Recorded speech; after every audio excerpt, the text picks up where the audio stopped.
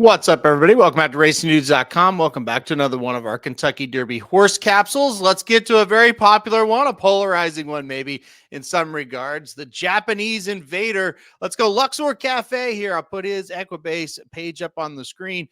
Not as great coverage, of course, with the international horses or overseas horses when it comes to, all the information that we can get. But we do know 3 starts, 3 wins this season, 6 starts overall, 4 wins, and a second.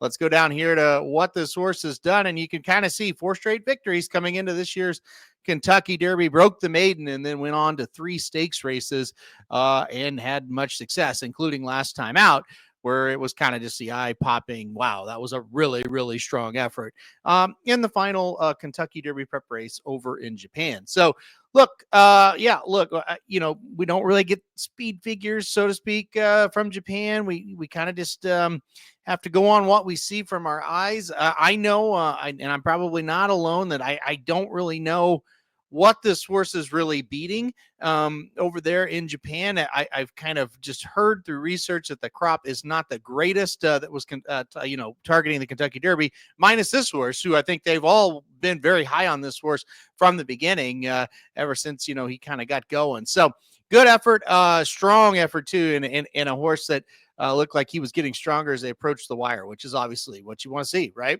So all good stuff here. As far as the situation goes with the past performances, when you look at the negatives, and I think anytime we're going to talk about whether it be a European invader or a Japanese invader, or coming from either a circuit like the over at Dubai where you run in the UAE Derby, or just coming from this Japanese circuit, they don't usually break all that well from the gate. You look at a horse like Forever Young that probably cost him in the Kentucky Derby last year. And look, until they come over here and actually do it, it's hard to back them at what is continuing to kind of be a trend of they're a little bit shorter price than what you would think. So that is the negative. Until one of them comes over here and gets the job done, it's hard to kind of support them. The positive is they're getting closer, they're getting better. And like I said, if they can kind of figure out that braking situation for a lot of them, if you break well from the gate, you're going to be well ahead of the game where, like I said, Forever Young, that probably cost him last year. Also, Sierra Leone probably cost him as well. All right, let's look at the pedigree of this horse here. Hey, look at that. By a Triple Crown winner, by American Pharaoh out of More Than Ready Mare. So you see right there, the horse was, I should say, bred in Kentucky. And was probably bred to running a race like this here in the United States. Just took the Japanese route to it. And that's another thing you're seeing a lot these days of horses, bred in Kentucky, and they go over to overseas and they make impact in these races. So good breeding there.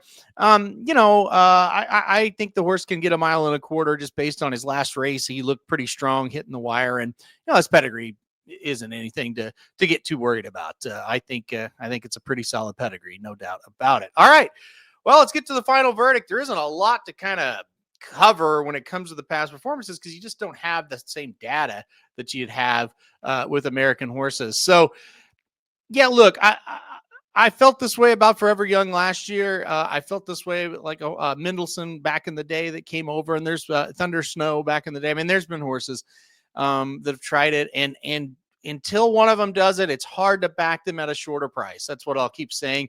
I did end up putting Forever Young on tickets last year because I don't know. He just felt different. He felt like a bona fide star that was coming over, where Luxor Cafe feels like a horse.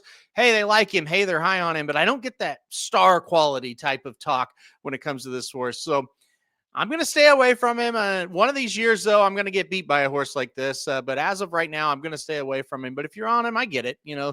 Japanese have had great success all over the world, including in this country in many races, just not the Kentucky Derby quite yet. So we'll see if this is the year they can get it done. All right, guys, thanks everybody for watching this video. Hit that like button if you liked it. Subscribe if you really like it. Want to get alerting time we do videos like this. And most importantly, stay tuned to the channel for more Kentucky Derby news.